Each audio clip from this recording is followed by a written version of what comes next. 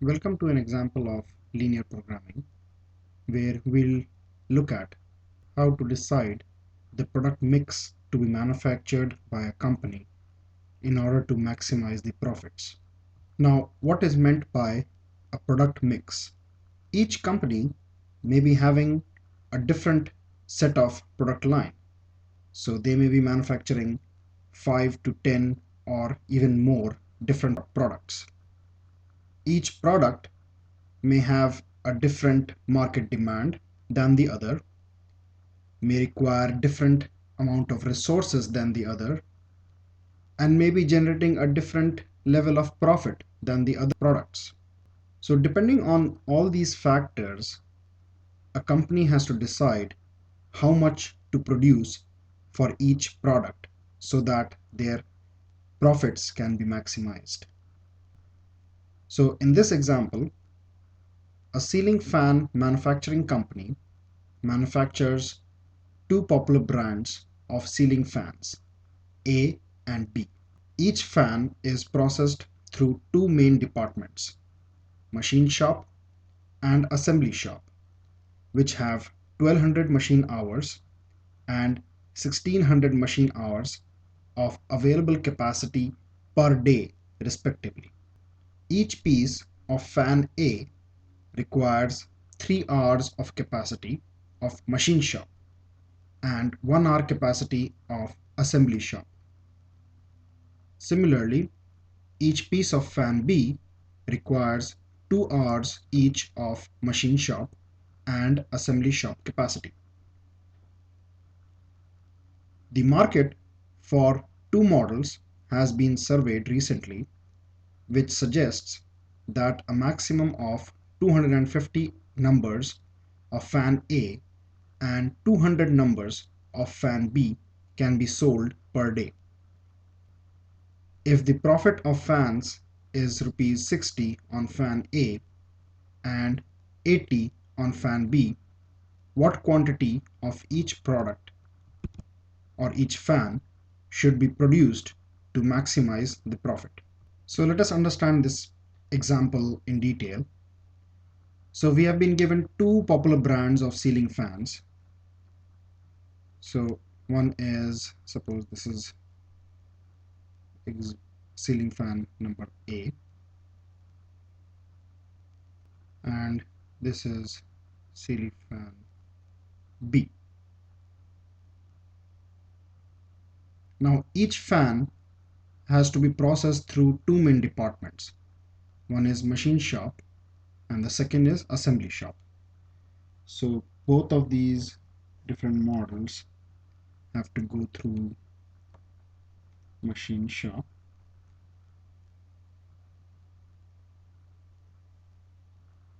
and assembly shop.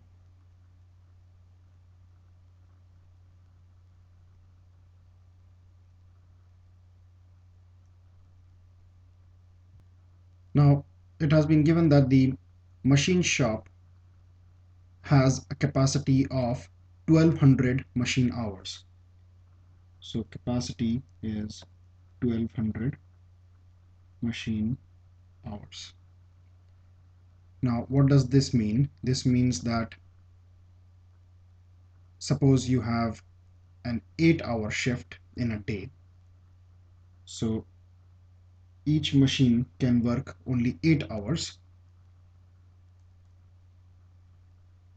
and since the overall capacity is 1200 machine hours per day, it means that the number of machines you have is 1200 divided by 8, which is equal to 150 machines. Or if you have like a 24-hour shift, that means if the machine shop is running 3 shifts per day for 8 hours each, then your machines are working for 24 hours in a day. So your number of machines then becomes 1200 divided by 24, or around 50 machines. Similarly, the capacity of the assembly shop has been given as 1600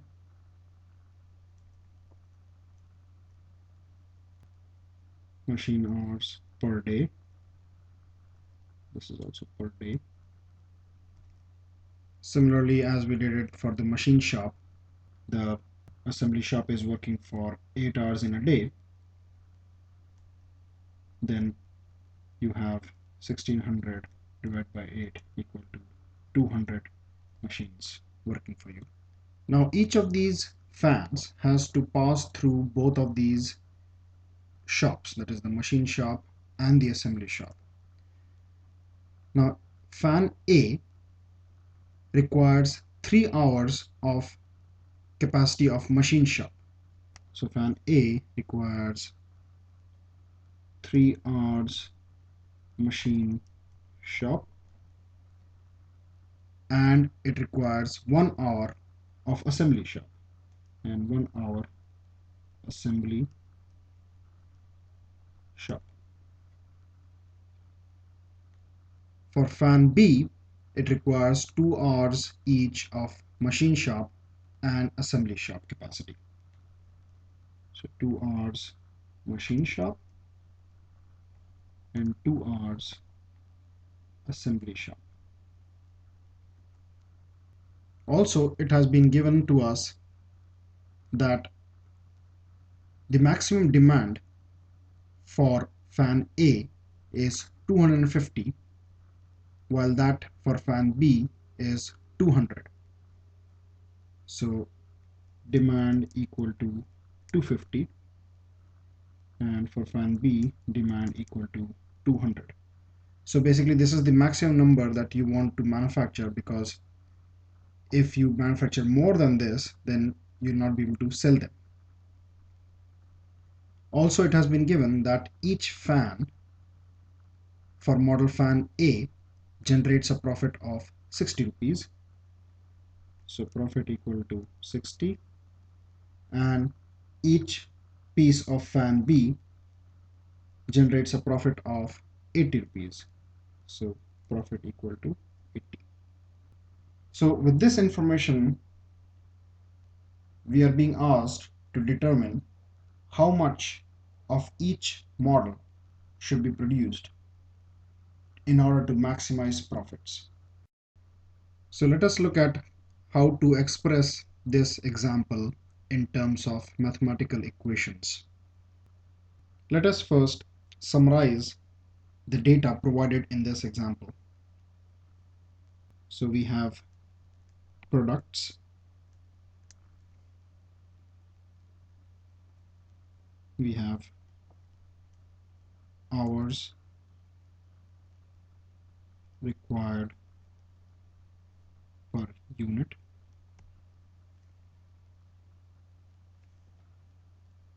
market demand per day, and profit per unit.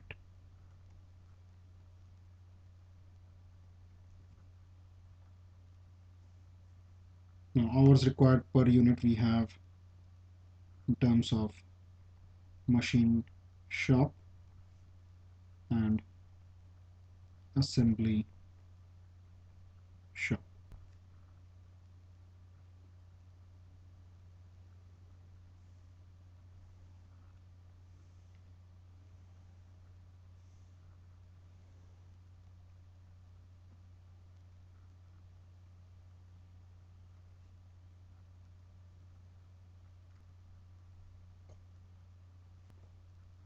We have products A and B. For A, the hours required by the machine shop is 3 and by assembly shop is 1. The market demand is 250 and profit per unit is 60. For B, the hours required per unit by machine shop is 2 and hours required per unit by assembly shop is also 2. The market demand per day is 200 and the profit per unit is 80. So let us first understand what are our decision variables in this example. In other terms, what is it that we are supposed to decide? So in this example, we have to decide the number of units to be produced for fan A and the number of units to be produced for fan B in order to maximize the profit. So let us first put down the decision variables.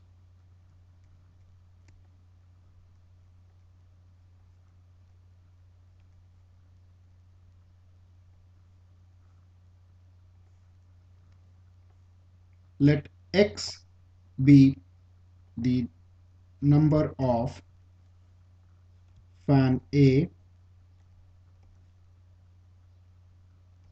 to be produced, and let Y be the number of fan B to be produced. So here X and Y are the decision variables. Next, let's jot down the objective function, or in other terms, what is our objective?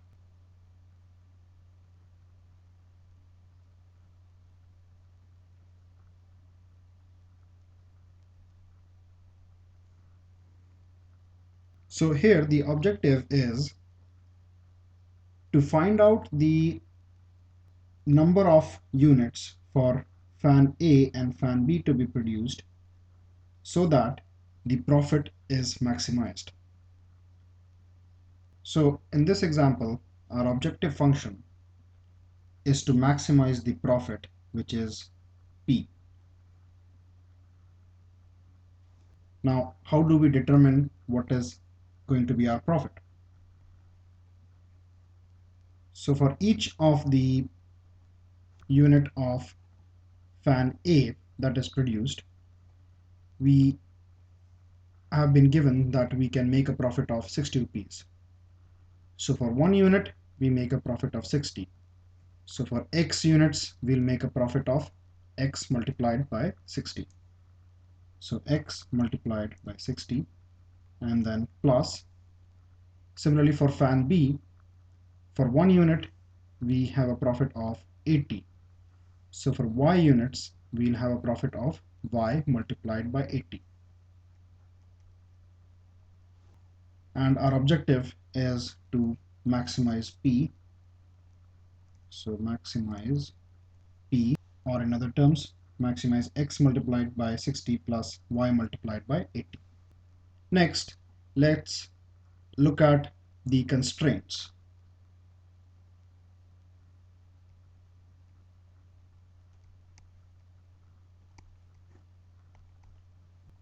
Now let us first understand these constraints. So suppose you have not been given hours required per unit or the market demand per day, etc. And you have the products A and B, and you are given that each unit of product A gives you a profit of 60 rupees, while each unit of product B gives you a profit of 80 rupees.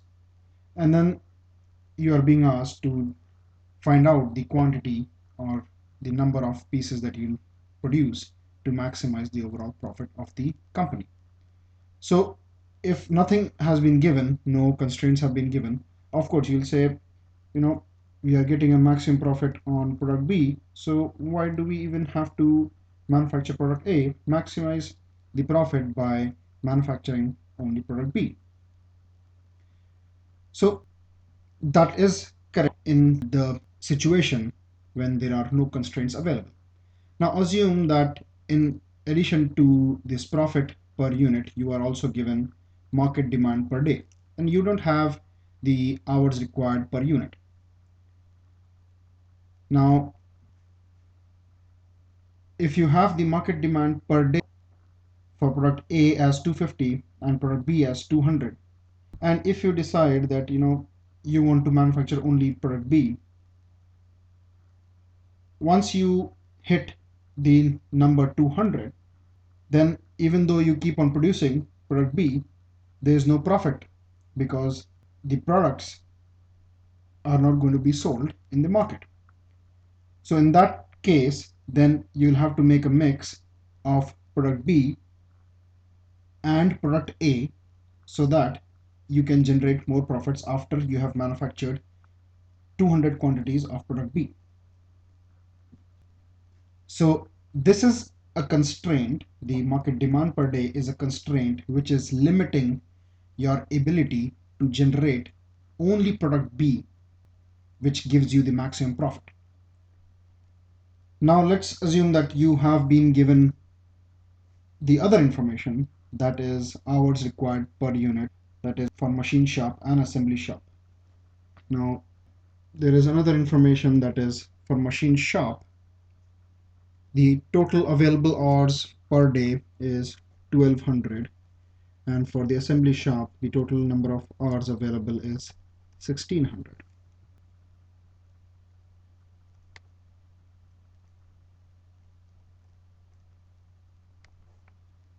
So let's take the case of product B.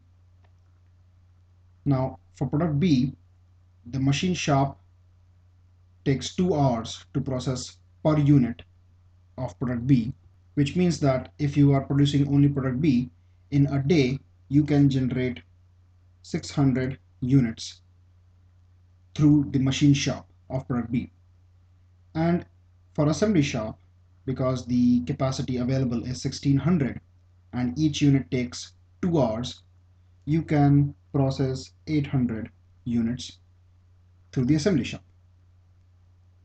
So basically, given the capacity available, maximum you can generate or maximum you can produce is 600, because until you pass 600 through machine shop, you can't pass the product through the assembly shop. So even though you have 200 extra capacity in assembly shop, you may not be able to process it. Now assume that instead of 2 in this problem, we were given that each unit of product B takes 12 hours in the machine shop, and each unit of product B takes 16 hours in the assembly shop. So 12 hours for one unit and 1200 is the total available capacity. So the number of units you could have generated or produced would be 1200 divided by 12, which is 100 units. Similarly here, for assembly shop, the total capacity is 1600 and each unit takes 16 hours.